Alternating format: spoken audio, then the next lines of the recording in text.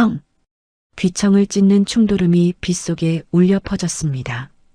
검은색 벤치의 앞부분이 처참하게 일그러졌고 배달 오토바이는 그 옆에 쓰러져 있었습니다.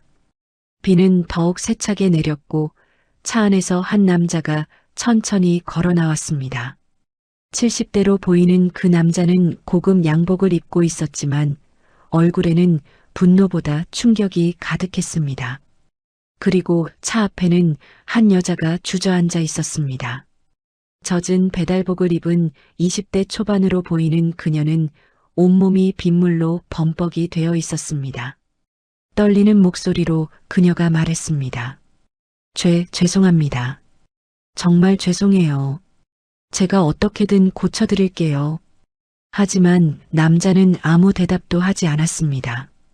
그저 그녀의 얼굴을 빤히 바라볼 뿐이었습니다. 빗물에 젖은 그녀의 얼굴, 그 눈빛, 그 표정. 남자의 손이 미세하게 떨리기 시작했습니다. 마치 유령을 본 사람처럼.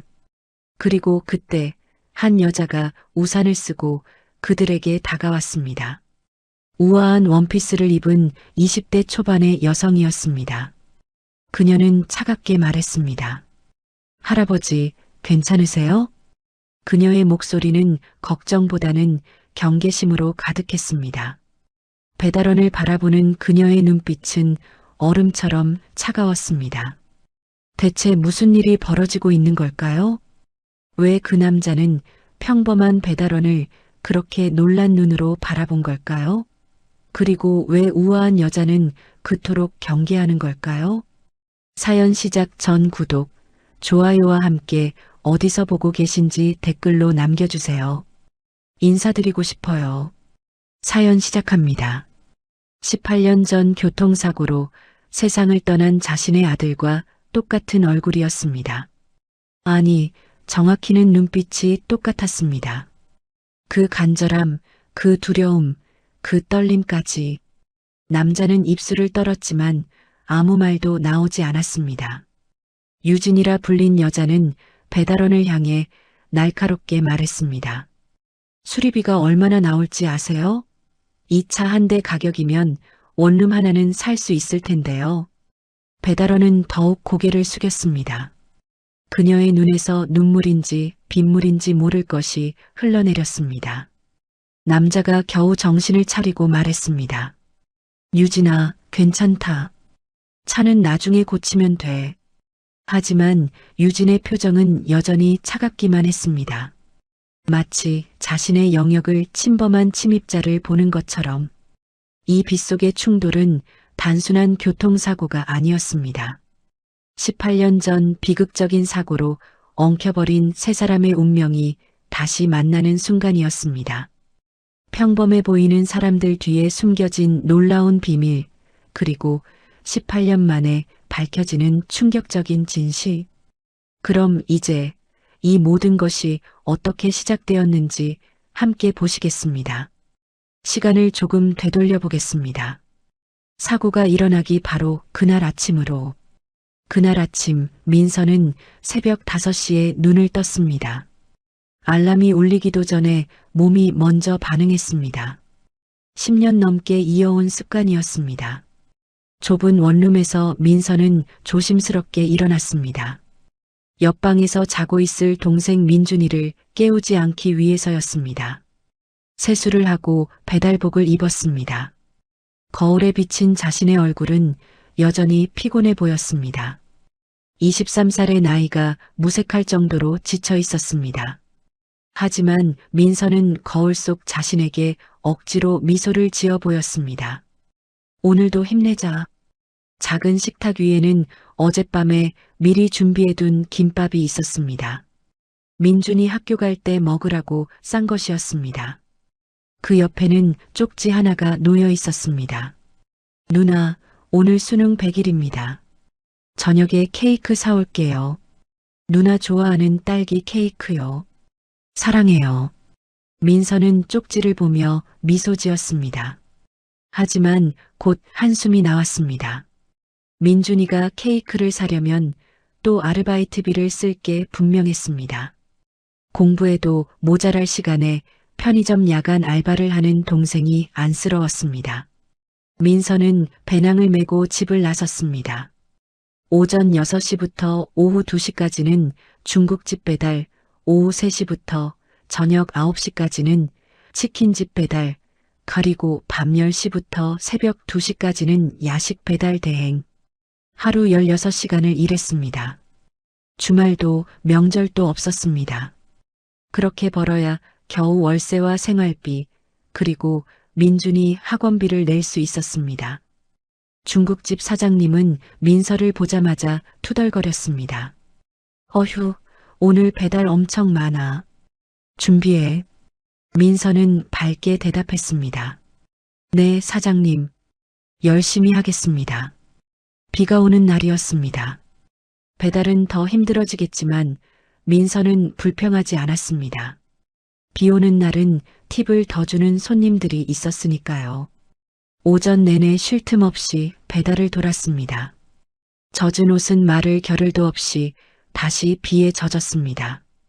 손은 시렸고 다리는 아팠습니다. 하지만 민서는 멈추지 않았습니다. 점심시간이 지나고 민서는 잠시 숨을 돌렸습니다. 핸드폰을 확인하니 민준이에게서 문자가 와 있었습니다. 누나, 밥 먹었어요? 저는 학교 급식 먹었어요. 오늘 모의고사 잘 본 것 같아요. 누나도 조심히 다녀요. 민서는 문자를 보며 또 미소 지었습니다. 민준이만 잘 되면 됐습니다. 자신의 고생쯤은 아무것도 아니었습니다. 오후가 되자 비는 더욱 세차게 내렸습니다. 치킨집 사장님은 걱정스러운 얼굴로 말했습니다. 민서야, 오늘은 일찍 들어가도 돼. 비도 많이 오는데. 하지만 민서는 고개를 저었습니다. 괜찮아요, 사장님. 저 괜찮습니다. 돈이 필요했습니다. 다음 주가 월세 내는 날이었고 아직 10만 원이 모자랐습니다. 저녁 8시가 넘어가자 배달 주문이 쏟아져 들어왔습니다. 비 오는 날 저녁이었으니까요. 민서는 쉴 틈도 없이 오토바이를 몰았습니다. 그리고 마지막 배달이었습니다. 고급 주택가로 가는 주문이었습니다. 민서는 처음 가보는 동네였습니다. 높은 담장과 넓은 정원이 있는 집들이 늘어서 있었습니다. 내비게이션이 목적지에 도착했다고 알렸습니다. 민서는 오토바이를 세우고 치킨 박스를 들었습니다. 비는 여전히 세차게 내리고 있었습니다. 그때였습니다. 갑자기 모퉁이에서 검은색 고급 승용차가 나타났습니다. 민서는 깜짝 놀라 급브레이크를 밟았지만 이미 늦었습니다. 쾅! 오토바이와 차가 부딪혔습니다. 민서는 그대로 땅에 넘어졌고 치킨 박스는 빗물 웅덩이 속으로 떨어졌습니다. 차 앞부분이 찌그러졌고 오토바이는 쓰러져 있었습니다. 민서는 황급히 일어났습니다. 차에서 한 남자가 내렸습니다. 70대로 보이는 그 남자는 고급 양복을 입고 있었고 표정은 차갑게 굳어 있었습니다.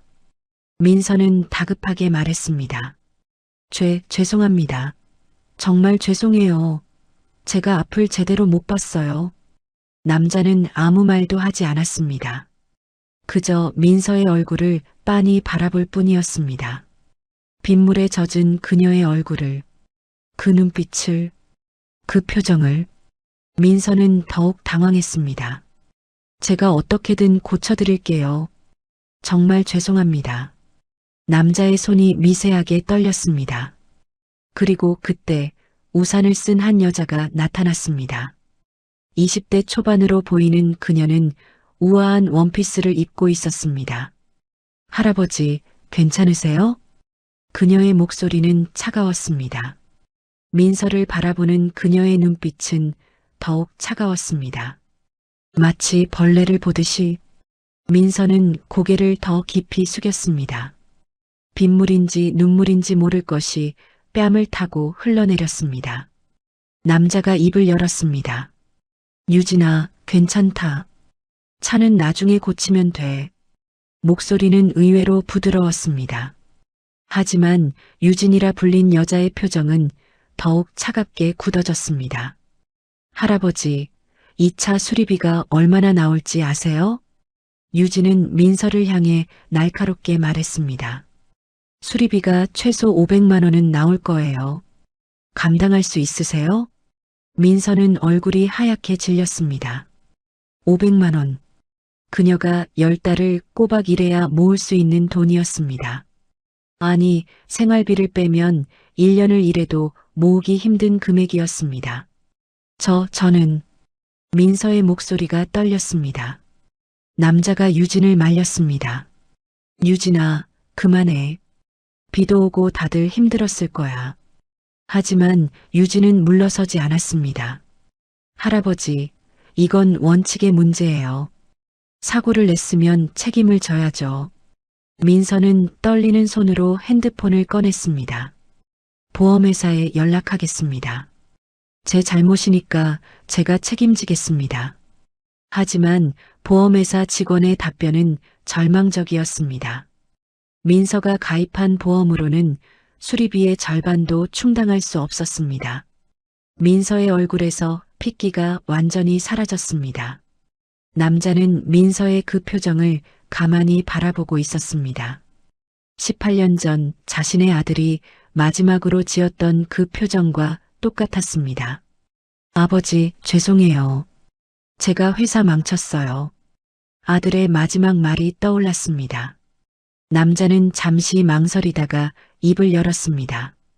수리비는 내가 알아서 할 테니 그냥 가보세요. 민서는 고개를 들었습니다. 예, 그게 무슨.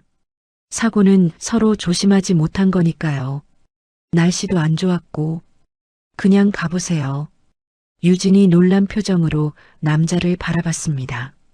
할아버지, 그게 무슨 말씀이세요? 분명히 저 사람 잘못인데. 유진아, 그만하자. 들어가자. 남자는 그렇게 말하고 차에 올랐습니다. 유진은 믿을 수 없다는 표정으로 민서를 한 번 더 쏘아보고는 차에 탔습니다. 차가 떠나갔고 민서는 그 자리에 멍하니 서 있었습니다. 무슨 일이 일어난 건지 이해할 수 없었습니다. 하지만 일단은 안도감이 밀려왔습니다. 쓰러진 오토바이를 일으켜 세우고 젖은 치킨 박스를 주었습니다. 배달은 이미 망쳐버렸습니다. 민서는 치킨집에 전화를 걸어 사정을 설명했습니다. 사장님은 한숨을 쉬며 말했습니다. 그래, 알았어. 조심히 들어와. 치킨값은 민서의 급여에서 공제될 것이었습니다. 집으로 돌아가는 길 민서는 눈물을 참았습니다. 오늘 하루 번 돈에서 치킨값을 빼면 거의 남는 게 없었습니다. 월세는 어떻게 내야 할까요? 집에 도착하니 민준이가 기다리고 있었습니다. 누나, 왜 이렇게 늦었어요? 걱정했잖아요. 민준이는 민서의 젖은 옷을 보고 깜짝 놀랐습니다. 누나, 왜 이렇게 젖었어요? 무슨 일 있었어요? 민서는 억지로 웃으며 말했습니다. 아니야, 그냥 비가 많이 와서. 민준아, 너 밥 먹었어? 네, 먹었어요. 누나, 케이크 사왔어요. 민준이는 작은 딸기 케이크를 꺼냈습니다. 민서는 그 케이크를 보며 또 눈물이 날 것 같았습니다. 민준이가 얼마나 아껴서 산 건지 알 수 있었습니다. 민준아, 고마워. 누나, 수능까지 100일밖에 안 남았어요. 제가 꼭 좋은 대학 가서 누나 편하게 해드릴게요. 민서는 동생을 꼭 껴안았습니다. 민준아, 누나는 내가 건강하고 행복하기만 하면 돼. 그날 밤 민서는 잠을 이룰 수 없었습니다. 낮에 만난 그 남자의 얼굴이 자꾸 떠올랐습니다. 왜 그 사람은 자신을 그렇게 이상하게 바라본 걸까요? 그리고 왜 수리비를 받지 않겠다고 한 걸까요? 이해할 수 없었습니다. 하지만 한 가지는 확실했습니다. 그 사람 덕분에 큰 빚을 지지 않게 되었다는 것. 민서는 작게 중얼거렸습니다. 감사합니다. 정말 감사합니다. 그리고 이틀 후였습니다. 민서가 중국집에서 배달을 나가려는데 한 남자가 찾아왔습니다. 50대로 보이는 그 남자는 정장을 입고 있었습니다. 이민서 씨 맞으십니까? 네, 그런데요. 남자는 명함을 꺼내 건넸습니다.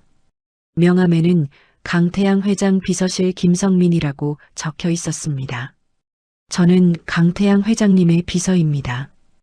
회장님께서 이민서 씨를 만나고 싶어 하십니다. 민서는 깜짝 놀랐습니다. 강태양. 이틀 전에 사고를 낸 그 남자였습니다. 저를요? 무슨 일로요? 김 비서는 공손하게 말했습니다. 회장님 댁에서 일할 사람을 찾고 계십니다. 이민서 씨께 제안하고 싶다고 하셨습니다. 민서는 어리둥절했습니다. 가정부 말씀이세요? 네. 급여는 한 달에 300만 원입니다. 주말도 쉬실 수 있고 식사와 숙소도 제공됩니다. 민서는 숨이 멎는 듯 했습니다. 300만 원.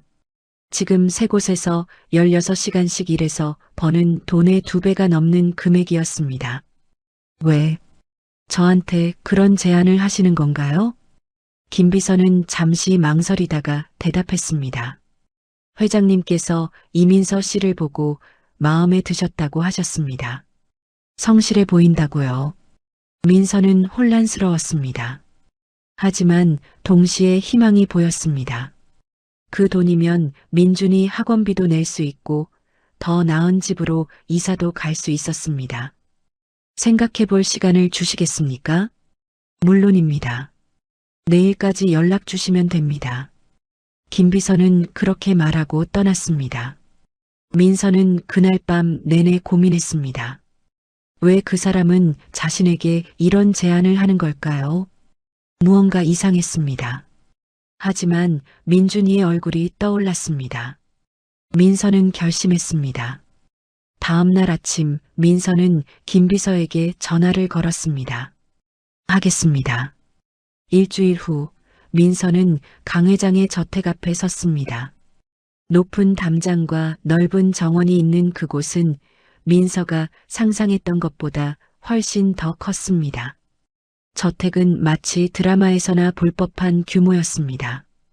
김 비서가 문을 열어주었습니다. 어서 오세요, 이민서 씨. 회장님께서 기다리고 계십니다. 민서는 긴장한 얼굴로 저택 안으로 들어갔습니다. 내부는 더욱 화려했습니다. 거대한 샹들리에가 달린 거실, 대리석 바닥, 벽에 걸린 비싼 그림들. 민서는 숨이 막힐 것 같았습니다. 거실 소파에 강 회장이 앉아 있었습니다. 그리고 그 옆에는 유진이 서 있었습니다. 유진은 민서를 보자 차갑게 눈을 가늘게 떴습니다. 강 회장이 입을 열었습니다. 왔군요. 앉으세요. 민서는 조심스럽게 소파에 앉았습니다. 강 회장은 민서를 한참 동안 바라보았습니다. 그 시선이 불편했지만 민서는 참았습니다. 일은 어렵지 않습니다. 청소와 식사 준비, 그리고 간단한 심부름 정도입니다. 네, 열심히 하겠습니다. 유진이 끼어들었습니다. 할아버지, 정말 이 사람을 고용하시는 거예요? 강 회장은 유진을 보며 조용히 말했습니다. 유진아, 이건 내가 결정할 일이야. 유진은 입술을 깨물었습니다. 민서는 두 사람의 관계가 묘하게 느껴졌습니다. 유진은 분명 손녀라고 했는데 강 회장에게는 어떤 거리감이 느껴졌습니다. 김 비서가 민서를 작은 방으로 안내했습니다. 여기가 이민서 씨 방입니다. 필요한 건 말씀하세요. 방은 작았지만 깨끗했습니다. 민서가 지금까지 살았던 원룸보다 훨씬 나았습니다. 감사합니다. 내일 아침 6시에 일을 시작하시면 됩니다. 회장님은 아침 7시에 식사하십니다. 민서는 그날 밤 민준이에게 전화를 걸었습니다. 민준아, 누나 일주일에 한 번은 집에 갈 수 있대. 너 밥 잘 챙겨 먹어야 해. 누나 걱정 마세요. 저 이제 다 컸어요. 누나도 몸 조심하고요. 민서는 동생의 목소리를 들으며 눈시울이 붉어졌습니다. 다음 날 아침 민서는 새벽같이 일어나 부엌으로 갔습니다. 냉장고를 열어보니 온갖 좋은 재료들이 가득했습니다. 민서는 정성스럽게 아침 식사를 준비했습니다.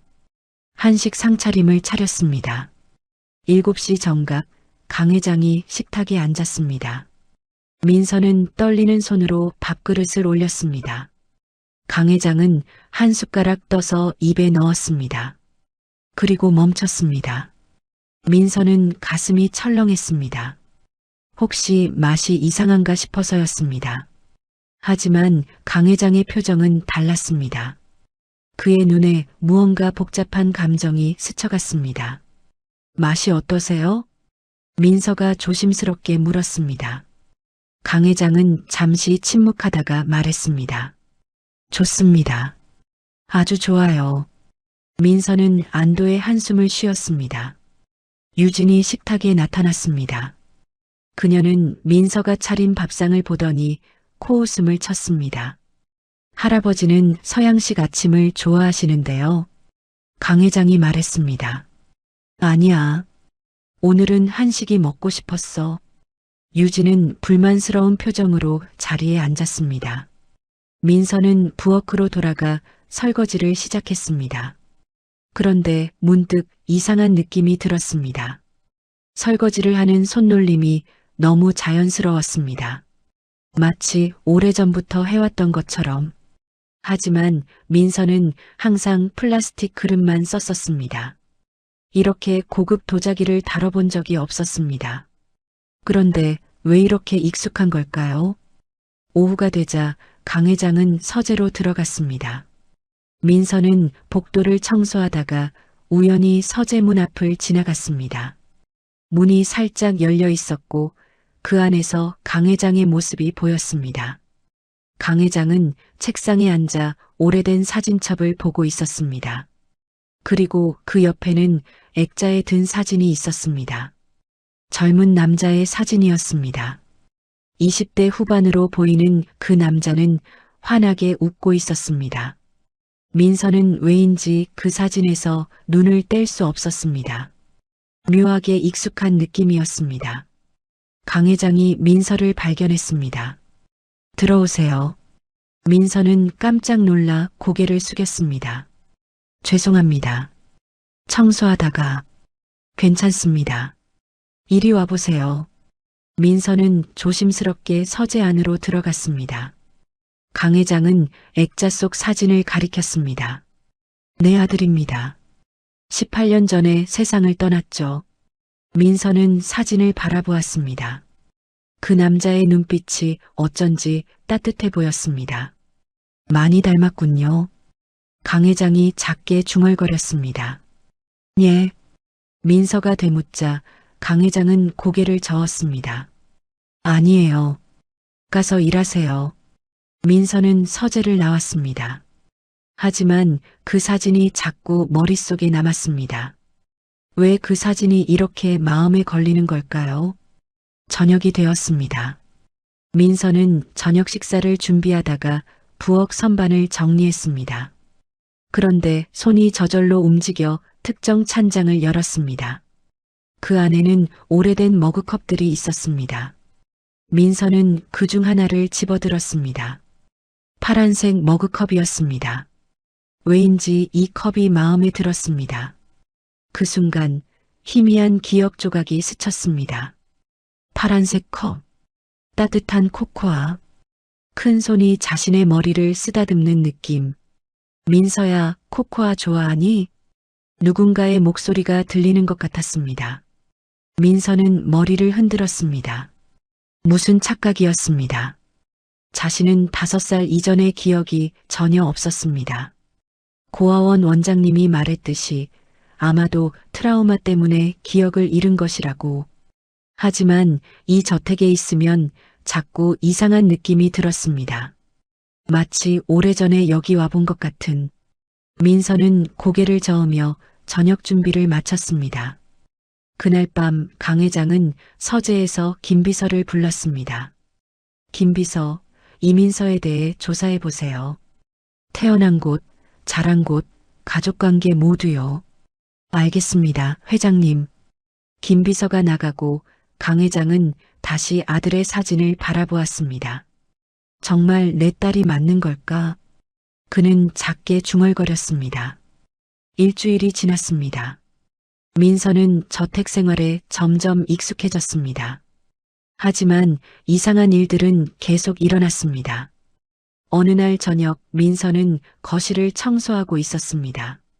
거실 한쪽에는 먼지가 쌓인 피아노가 있었습니다.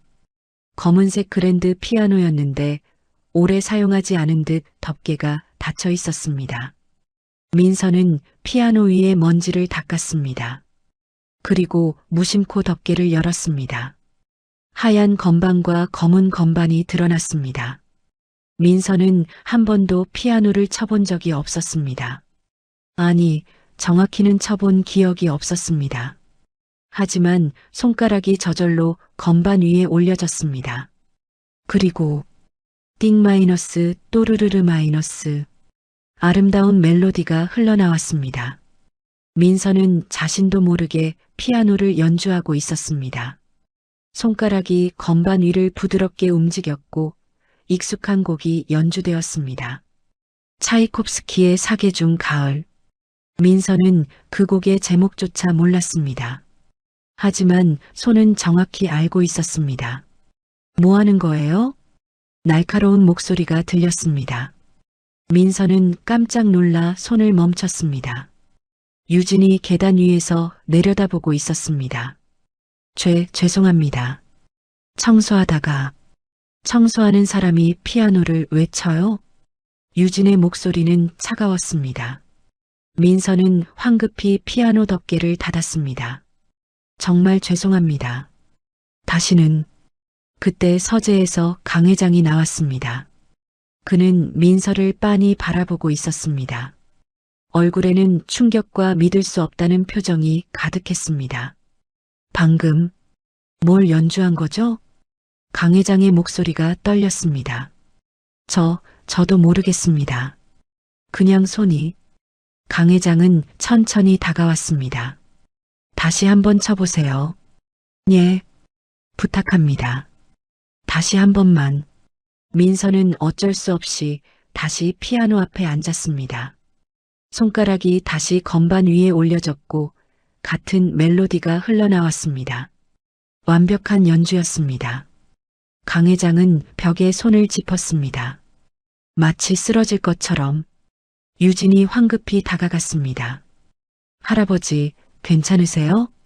강 회장은 떨리는 목소리로 말했습니다. 이 곡은 내 아들이 제일 좋아하던 곡이야. 딸에게 매일 쳐주던 곡이었어.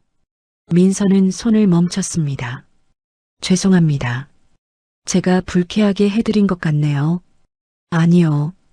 강 회장은 고개를 저었습니다. 당신은 피아노를 배운 적이 있나요? 아니요. 한 번도 배운 적 없습니다. 그럼 어떻게? 강 회장은 말을 잇지 못했습니다. 유진이 끼어들었습니다. 할아버지, 그냥 우연일 거예요. 어디서 들어본 적이 있었겠죠. 하지만 강 회장은 고개를 저었습니다. 아니야. 저 연주는 전문가 수준이야. 민서는 혼란스러웠습니다. 자신이 왜 피아노를 칠 수 있는지 전혀 몰랐습니다. 손가락이 저절로 움직였을 뿐이었습니다. 강 회장은 민서를 한참 바라보다가 말했습니다. 오늘은 여기까지 하세요. 쉬어도 됩니다. 민서는 방으로 돌아갔습니다. 손을 바라보았습니다. 이 손은 대체 무엇을 기억하고 있는 걸까요? 그날 밤 강 회장은 서재에서 김비서를 불렀습니다. 조사 결과가 나왔습니까? 김비서는 서류 한 장을 내밀었습니다. 네, 회장님. 이민서는 18년 전 해맑음 고아원에 맡겨졌습니다. 당시 나이 5살이었고요. 강 회장의 손이 떨렸습니다. 18년 전. 네. 정확히 회장님 아들 내외분이 돌아가신 그 해입니다. 김 비서는 계속 보고했습니다. 고아원 원장 박순희 씨의 증언에 따르면 이민서는 기억을 잃은 상태로 발견되었다고 합니다. 5살 이전의 기억이 전혀 없다고 하더군요. 강 회장은 깊은 한숨을 쉬었습니다. DNA 검사를 해야겠습니다.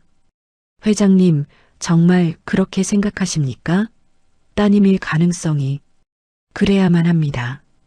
확실히 알아야 해요. 김 비서는 잠시 망설이다가 물었습니다. 그렇다면 유진 아가씨는 어떻게 하시겠습니까? 강 회장은 창밖을 바라보았습니다. 유진이는 나중에 생각하죠.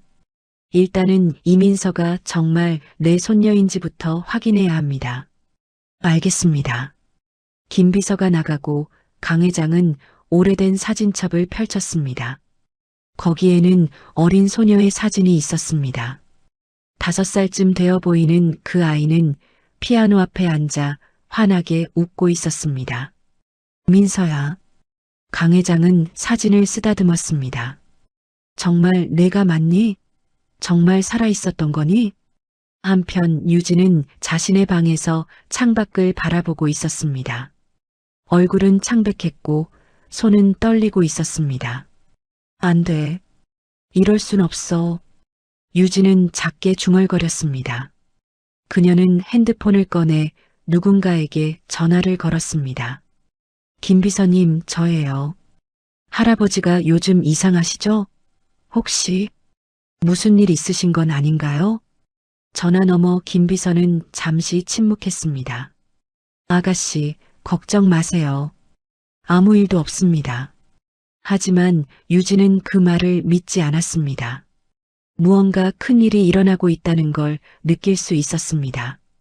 그리고 그 중심에는 민서가 있었습니다. 저 여자, 도대체 누구지? 유진은 이를 악물었습니다. 민서의 방에서는 불이 켜져 있었습니다. 민서는 침대에 앉아 자신의 손을 바라보고 있었습니다. 피아노를 연주했던 그 손을. 나는 누구지? 오래전부터 품어왔던 질문이었습니다. 자신은 어디서 왔고 부모는 누구이며 왜 고아원에 맡겨졌는지 아무도 대답해주지 않았던 질문이었습니다. 하지만 이 저택에 오고 나서 뭔가 답을 찾을 수 있을 것 같은 느낌이 들었습니다. 민서는 창밖의 달을 바라보았습니다. 조금만 기다려줘, 민준아. 누나가 우리 과거를 찾아낼게. 그녀는 작게 중얼거렸습니다. 밤은 깊어갔고 저택 안의 세 사람은 각자의 생각에 잠겨 있었습니다. 진실을 찾으려는 사람, 진실을 숨기려는 사람, 그리고 진실을 두려워하는 사람. 18년 전의 비밀이 서서히 수면 위로 떠오르고 있었습니다. 사흘이 지났습니다. 민서는 평소처럼 아침 식사를 준비하고 있었습니다. 하지만 마음 한편이 불편했습니다. 피아노 사건 이후로 강 회장의 시선이 더욱 이상해졌기 때문입니다.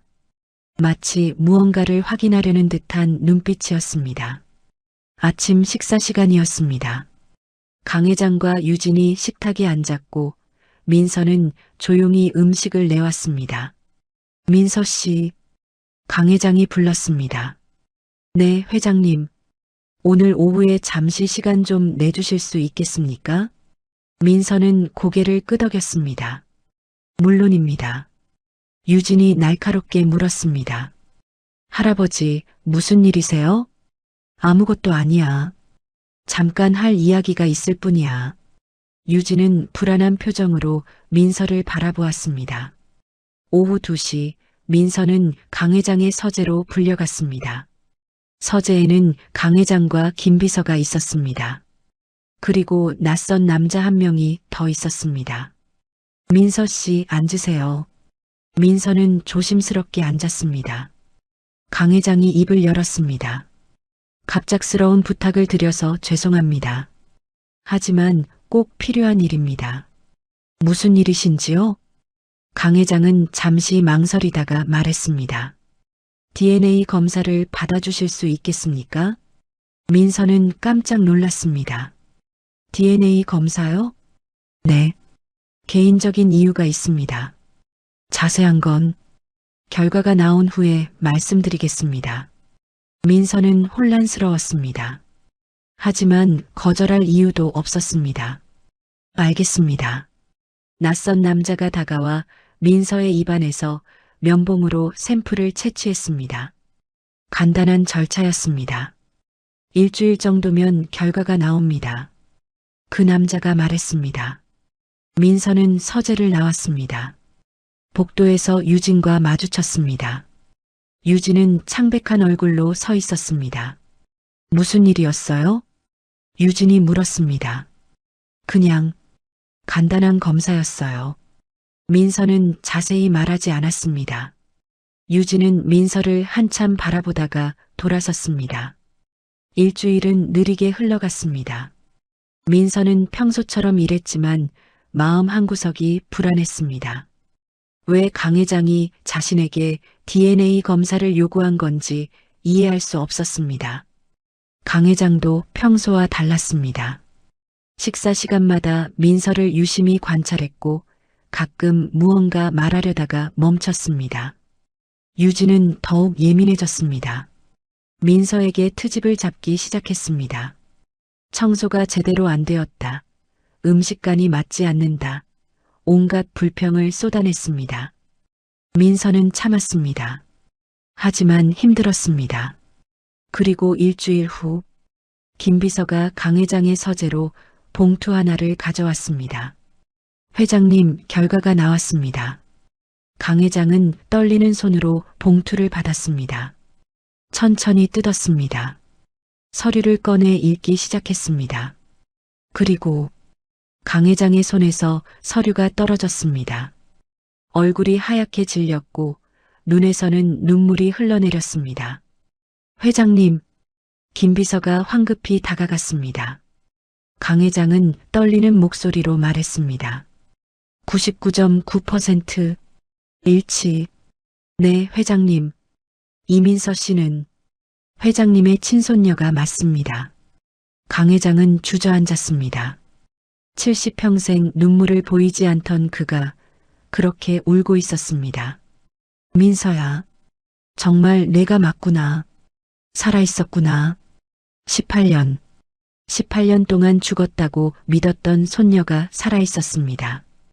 그것도 이렇게 힘들게, 이렇게 고생하며 살아왔습니다. 김비서, 민서를 불러주세요. 당장. 회장님, 진정하시고. 당장 불러요. 강 회장의 목소리가 떨렸습니다. 잠시 후 민서가 서재로 들어왔습니다. 부르셨습니까? 강 회장은 민서를 바라보았습니다. 눈물로 범벅이 된 얼굴로. 민서는 깜짝 놀랐습니다. 회장님, 괜찮으세요? 강 회장은 천천히 일어나 민서에게 다가갔습니다. 그리고 떨리는 손으로 민서의 얼굴을 어루만졌습니다. 민서야. 예. 넌 내 손녀야. 민서는 얼어붙었습니다. 무슨 말씀이세요? 강 회장은 DNA 검사 결과지를 민서에게 보여주었습니다. 18년 전 교통사고로 내 부모님이 돌아가셨어. 그리고 너도 함께 죽은 줄 알았지. 하지만 넌 살아있었구나. 민서는 서류를 바라보았습니다. 99.9% 일치. 친손녀 관계 확실. 머리가 하얗게 되었습니다. 저는 민서는 말을 잇지 못했습니다. 자신이 누구인지 평생 궁금해했습니다. 부모님이 누구인지, 어디서 왔는지, 왜 고아원에 있었는지, 그 모든 답이 지금 눈앞에 있었습니다. 할아버지. 민서는 그 말을 입 밖으로 꺼냈습니다.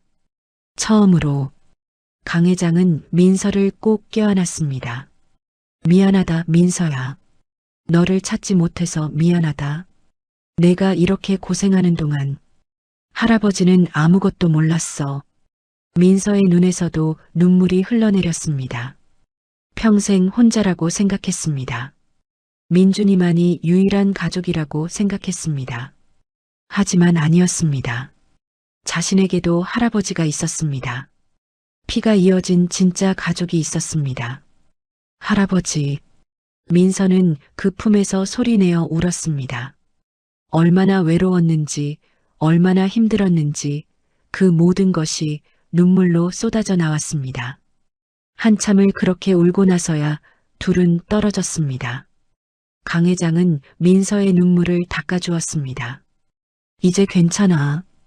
할아버지가 지켜줄게. 다시는 힘들게 하지 않을게. 민서는 고개를 끄덕였습니다. 그때였습니다. 서재 문이 벌컥 열렸습니다. 유진이 서 있었습니다. 창백한 얼굴로. 할아버지, 무슨 일이세요? 강 회장과 민서는 유진을 바라보았습니다. 이제 모든 것이 달라질 것이었습니다. 진실이 밝혀졌으니까요. 하지만 또 다른 진실이 기다리고 있었습니다. 유진에 대한 진실이. 유진은 서재 문 앞에 얼어붙어 있었습니다. 민서를 껴안고 있는 강 회장의 모습, 바닥에 떨어진 DNA 검사 결과지, 그리고 둘의 눈물. 모든 것이 말해주고 있었습니다. 할아버지, 이게 무슨... 유진의 목소리가 떨렸습니다. 강 회장은 천천히 유진을 바라보았습니다. 유진아, 들어와서 앉아라. 유진은 비틀거리며 소파에 앉았습니다. 강 회장은 깊은 한숨을 쉬었습니다. 유진아, 미안하다. 하지만 넌 알아야 해. 민서는 내 진짜 손녀야. 유진의 얼굴이 더욱 창백해졌습니다. 그럼 저는 말을 잇지 못했습니다. 강 회장은 유진에게 다가가 어깨에 손을 올렸습니다. 유진아, 내가 나쁜 아이라는 게 아니야. 하지만 진실은 진실이야. 유진은 고개를 떨구었습니다. 18년 동안 강 회장의 손녀로 살아왔습니다. 최고의 교육을 받았고 모든 것을 누렸습니다. 하지만 이제 모든 게 끝이었습니다. 저는 어떻게 되는 건가요? 유진이 떨리는 목소리로 물었습니다. 강 회장은 한참을 침묵했습니다. 유진아, 내가 내 진짜 손녀는 아니지만 18년을 함께 살았어. 그건 변하지 않아. 하지만 내가 원한다면 계속 여기 있어도 돼. 난 너를 내쫓을 생각 없어. 유진은 고개를 들었습니다. 눈에 눈물이 가득했습니다. 정말 그래도 되나요? 그래. 넌 내게 가족이야. 피는 안 섞였어도. 민서는 그 장면을 조용히 지켜보고 있었습니다. 유진이 자신을 바라봤습니다. 그 눈빛에는 미움도 질투도 없었습니다. 오직 두려움만이 가득했습니다. 민서는 천천히 다가갔습니다. 유진 씨. 유진이 민서를 올려다보았습니다. 민서는 손을 내밀었습니다. 저도 잘 부탁드립니다. 유진은 그 손을 한참 바라보았습니다. 그리고 천천히 손을 잡았습니다. 저야말로 두 사람의 손이 맞닿았습니다. 강 회장은 그 모습을 보며 안도의 한숨을 쉬었습니다. 그날 저녁 민서는 민준이에게 전화를 걸었습니다. 민준아, 누나한테 할 이야기가 있어. 무슨 일이에요, 누나? 민서는 깊은 숨을 쉬었습니다. 우리 할아버지를 찾았어. 전화 너머로 침묵이 흘렀습니다. 뭐라고요? 민서는 그날 있었던 일을 모두 설명했습니다. DNA 검사, 18년 전 사고, 그리고 강 회장이 자신의 친할아버지라는 것까지. 민주는 한참을 말이 없었습니다. 누나, 그럼 저는... 민서는 알고 있었습니다. 민준이가 걱정하는 것이 무엇인지. 민준아, 너는 내 동생이야. 피가 섞이지 않았어도 넌 내 가족이야. 그건 절대 변하지 않아. 하지만 누나는 이제 재벌가 손녀잖아요. 저 같은 고아는. 민준아. 민서의 목소리가 높아졌습니다. 그런 말하지 마. 너는 내가 가장 사랑하는 동생이야. 할아버지도 너를 받아들이실 거야. 걱정하지 마. 민주는 한참 만에 대답했습니다. 누나, 고마워요. 전화를 끊고 민서는 창밖을 바라보았습니다. 모든 게 달라졌습니다. 어제까지만 해도 배달 아르바이트로 하루하루 버티던 자신이 이제는 재벌가의 손녀가 되었습니다. 믿기지 않았습니다. 다음 날 아침이었습니다. 강 회장은 민서를 서재로 불렀습니다. 민서야, 앉아라. 민서는 조심스럽게 앉았습니다. 강 회장은 서랍에서 서류 한 뭉치를 꺼냈습니다. 이제 내가 알아야 할 것들이 있어. 내 부모님에 대해서. 민서는 긴장했습니다. 내 아들, 그러니까 내 아버지는 강민호라고 했어. 우리 회사의 부사장이었지. 강 회장은 사진 한 장을 꺼냈습니다. 젊은 남자가 여자와 함께 웃고 있는 사진이었습니다. 그리고 그들 사이에는 어린 여자아이가 있었습니다. 이게 저예요? 그래. 내 5번째 생일날 찍은 사진이야. 민서는 사진을 손에 쥐었습니다. 낯설지만 동시에 익숙한 얼굴들이었습니다. 사고는 어떻게 난 건가요? 강 회장의 얼굴이 어두워졌습니다. 빗길이었어. 차가 미끄러져서 다리 아래로. 내 부모님은 그 자리에서 돌아가셨어. 저는요? 너도 차 안에 있었어. 하지만 기적적으로 살아났지. 다만 어디론가 사라졌어. 아마 누군가 너를 구조했을 거야. 민서는 고아원 원장님을 떠올렸습니다. 박순희 원장님은 자신을 누가 데려왔는지 말해준 적이 없었습니다. 할아버지, 저를 고아원에 데려간 사람이 누구인지 알아낼 수 있을까요? 강 회장은 고개를 끄덕였습니다. 김비서에게 조사하라고 할게. 시간이 좀 걸리겠지만 민서는 안도했습니다. 그리고 또 하나 궁금한 게 있었습니다. 할아버지, 유진 씨는 어떻게 할아버지의 손녀가 된 건가요? 강 회장은 한숨을 쉬었습니다. 그건 나도 정확히 모르겠어. 당시 김비서가 유진이를 데려왔거든. 사고 현장 근처에서 발견했다고 했어. 사고 현장 근처에서요? 그래. 유진이도 다쳐 있었어. 그래서 난 유진이가 민서라고 믿었지. 민서는 이상한 느낌이 들었습니다. 사고 현장 근처에 유진이 있었다는 게 우연일까요? 할아버지, 혹시 유진 씨의 진짜 부모님은 누구세요? 강 회장은 고개를 저었습니다. 모르겠어. 유진이도 기억을 잃었다고 했거든. 너처럼. 민서는 더욱 의심스러웠습니다. 하지만 일단 입을 다물었습니다. 며칠 후 김비서가 조사 결과를 가져왔습니다. 회장님, 18년 전 당시 운전기사에 대해 알아봤습니다. 운전기사? 네. 당시 회장님 아드님의 전속 운전기사였던 이정수라는 사람입니다. 강 회장은 그 이름을 기억했습니다. 아, 그 사람. 사고 이후로 소식이 끊겼는데. 네. 그런데 흥미로운 사실을 발견했습니다. 김 비서는 사진 한 장을 꺼냈습니다. 이정수에게는 딸이 하나 있었습니다. 이름은 강 회장과 민서는 동시에 사진을 보았습니다. 그리고 얼어붙었습니다. 사진 속 어린 소녀는 유진이었습니다. 강 회장은 사진을 한참 동안 바라보았습니다.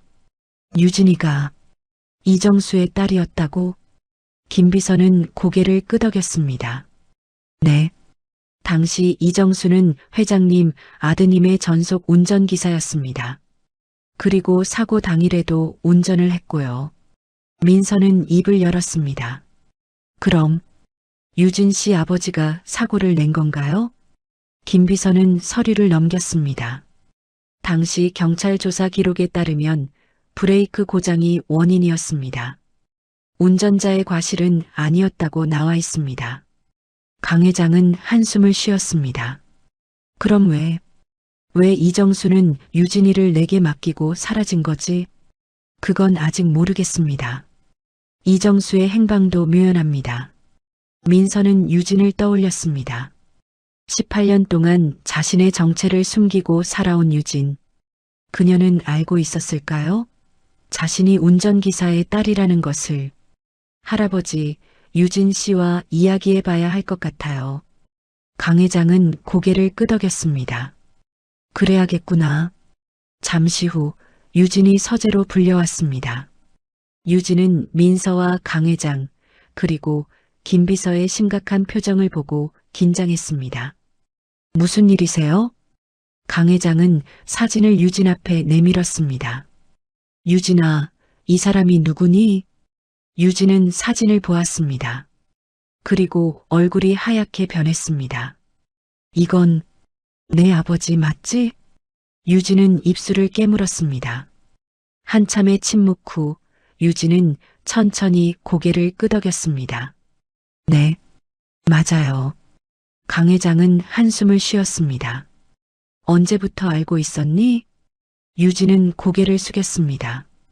10살 때요. 아버지가 편지를 보내셨어요. 편지? 유진은 떨리는 손으로 가방에서 낡은 편지 한 장을 꺼냈습니다. 강 회장이 편지를 펼쳤습니다. 거기에는 이렇게 적혀 있었습니다. 유진아, 아빠다. 미안하다. 내가 이 편지를 읽을 때쯤이면 아빠는 이 세상에 없을 거야. 아빠는 내게 너무 큰 짐을 지웠어. 용서해다오. 하지만 이것만은 기억해라. 민서는 내 동생이 아니야. 너희는 피 한 방울 안 섞인 남이야. 그러니 강 회장님께 잘 보여라. 그분만이 너를 지켜줄 수 있어.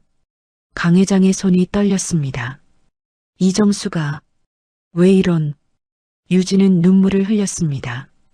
할아버지, 죄송해요. 저는 너무 무서웠어요.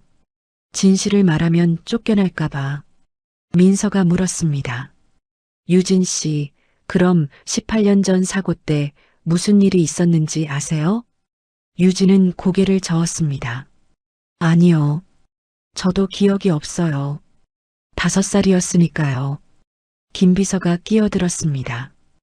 회장님, 한 가지 더 발견한 게 있습니다. 뭔가? 당시 사고 차량의 블랙박스 기록을 찾았습니다. 강 회장은 벌떡 일어났습니다. 뭐라고? 18년 전 기록이 남아있단 말인가? 네. 경찰서 증거 보관소에 있었습니다. 김 비서는 노트북을 꺼내 영상을 재생했습니다. 화면에는 차 안의 모습이 보였습니다. 운전석에 이정수, 뒷좌석에 강민호와 그의 아내, 그리고 어린 민서가 앉아 있었습니다. 차는 빗길을 달리고 있었습니다. 갑자기 차가 흔들렸습니다. 이정수가 급하게 브레이크를 밟았지만 차는 멈추지 않았습니다. 브레이크가 안 먹습니다. 이정수의 다급한 목소리가 들렸습니다. 강민호가 소리쳤습니다. 핸들을 오른쪽으로. 하지만 늦었습니다. 차는 난간을 들이받고 다리 아래로 떨어졌습니다. 화면이 흔들리고 비명소리가 들렸습니다. 그리고 화면이 꺼졌습니다. 모두가 숨을 죽이고 있었습니다. 강 회장은 고개를 떨구었습니다. 내 아들이 그렇게. 민서는 눈물을 참을 수 없었습니다. 자신의 부모님이 돌아가시는 순간을 본 것이었습니다. 유진도 울고 있었습니다. 김 비서가 말했습니다. 회장님, 영상이 더 있습니다. 더? 김 비서는 다음 파일을 재생했습니다. 사고 후 몇 시간이 지난 영상이었습니다. 구조대가 차량을 끌어올리고 있었습니다. 그리고 차 안에서 2명의 아이가 발견되었습니다. 하나는 민서였습니다. 의식을 잃은 채 피를 흘리고 있었습니다. 다른 하나는 유진이었습니다. 유진은 상처가 거의 없었습니다. 단지 겁에 질려 울고 있을 뿐이었습니다. 이게 무슨? 강 회장이 중얼거렸습니다. 화면에서 이정수가 나타났습니다. 그는 두 아이를 번갈아 보았습니다. 그리고 놀랍게도 심하게 다친 민서를 한쪽에 놓고 유진을 안아들었습니다. 구조대원이 물었습니다. 이 아이는 누구입니까? 이정수는 유진을 가리키며 말했습니다. 강 회장님의 손녀입니다. 민서입니다. 구조대원이 바닥에 누워있는 진짜 민서를 가리켰습니다. 그럼 저 아이는요? 이정수는 고개를 돌렸습니다. 모르는 아이입니다. 아마 근처에서 사고를 당한 것 같습니다. 영상이 끝났습니다. 서재는 정적에 휩싸였습니다. 유진은 얼어붙어 있었습니다. 아빠가 그런 민서는 믿을 수 없었습니다. 이정수는 의도적으로 두 아이를 바꿔치기 한 것이었습니다. 심하게 다친 진짜 민서를 버리고 자신의 딸 유진을 강 회장의 손녀로 만든 것이었습니다. 강 회장은 떨리는 목소리로 말했습니다. 이정수가 내 손녀를 버렸단 말인가? 김 비서가 말했습니다. 아마도 이정수는 자신의 딸을 부유하게 키우고 싶었던 것 같습니다. 그래서 진짜 민서를 죽게 내버려 둔 거군. 민서는 몸이 떨렸습니다. 자신을 버린 사람, 자신이 죽어도 상관없다고 생각한 사람. 하지만 기적적으로 살아났습니다. 누군가 자신을 구해서 고아원에 데려다 준 것이었습니다. 유진은 바닥에 주저앉았습니다. 아니에요. 아빠가 그럴 리 없어요. 하지만 증거는 명확했습니다. 강 회장은 유진을 바라보았습니다. 유진아. 유진은 고개를 들었습니다. 눈에는 눈물이 가득했습니다. 미안하구나. 내 아버지의 죄가 내 잘못은 아니야. 유진은 고개를 저었습니다. 아니에요, 할아버지. 저는 알고도 숨겼어요. 10살 때 편지를 받고도 계속 거짓말을 했어요. 유진아, 저는 나쁜 사람이에요. 민서 언니의 자리를 빼앗고 10년 넘게 거짓말을 한. 유진은 울음을 터뜨렸습니다. 민서는 유진에게 다가갔습니다. 그리고 유진을 꼭 안아주었습니다. 유진 씨, 괜찮아요. 유진은 민서의 품에서 울었습니다. 언니, 미안해요. 정말 미안해요. 민서는 유진의 등을 토닥였습니다. 유진 씨는 피해자예요. 아버지가 한 선택의 피해자예요. 유진 씨 잘못이 아니에요. 강 회장도 다가와 두 사람을 껴안았습니다. 다들 힘들었구나. 이제 됐어. 이제 다 끝났어. 세 사람은 한참을 그렇게 안고 울었습니다. 18년의 비밀이 마침내 밝혀졌습니다. 그리고 진실이 밝혀졌지만 미움은 없었습니다. 오직 서로를 감싸 안는 용서만이 있었습니다. 그날 밤 유진은 자신의 방에서 짐을 쌌습니다.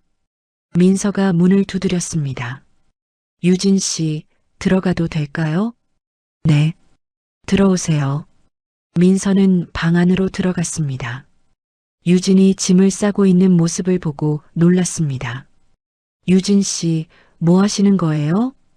유진은 쓸쓸하게 웃었습니다. 떠나려고요. 이제 제가 있을 곳이 아니잖아요. 민서는 황급히 다가갔습니다. 무슨 소리예요? 할아버지께서 계속 있어도 된다고 하셨잖아요.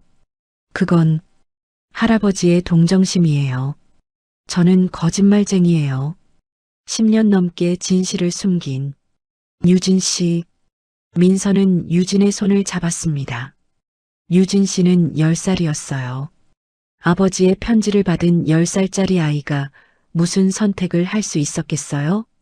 유진은 고개를 저었습니다. 하지만 저는 알고도 가만히 있었어요. 언니가 힘들게 사는 걸 알면서도. 그게 무슨 뜻이에요? 유진은 서랍에서 낡은 공책 하나를 꺼냈습니다. 사실은 저는 언니를 알고 있었어요. 민서는 깜짝 놀랐습니다. 네. 유진은 공책을 펼쳤습니다. 거기에는 민서의 사진들이 붙어 있었습니다. 중학교 교복을 입은 모습, 고등학교 입학식 날의 모습, 배달 아르바이트를 하는 모습까지. 이게 대체. 편지를 받고 나서 저는 언니를 찾았어요. 해맑음 고아원에 있다는 걸 알게 됐죠. 유진은 계속 말했습니다. 처음에는 그냥 궁금해서였어요. 진짜 민서 언니가 어떻게 사는지. 하지만 보다 보니 미안해졌어요. 민서는 공책을 넘겼습니다. 그 안에는 각종 영수증들도 함께 붙어 있었습니다. 학원비 입금 영수증, 책값 영수증, 생활비 송금 내역. 이건 제가 익명으로 보낸 거예요.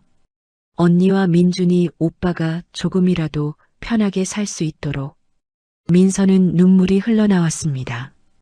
왜 이런 걸? 유진도 울었습니다. 미안해서요.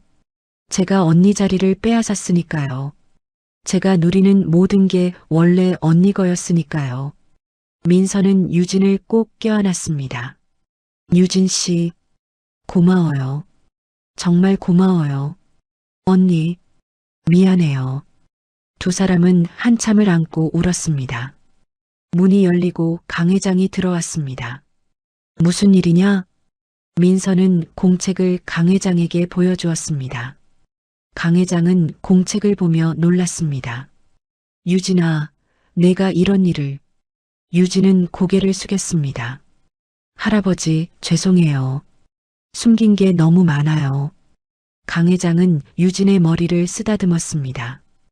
미안해할 필요 없어. 오히려 고맙구나.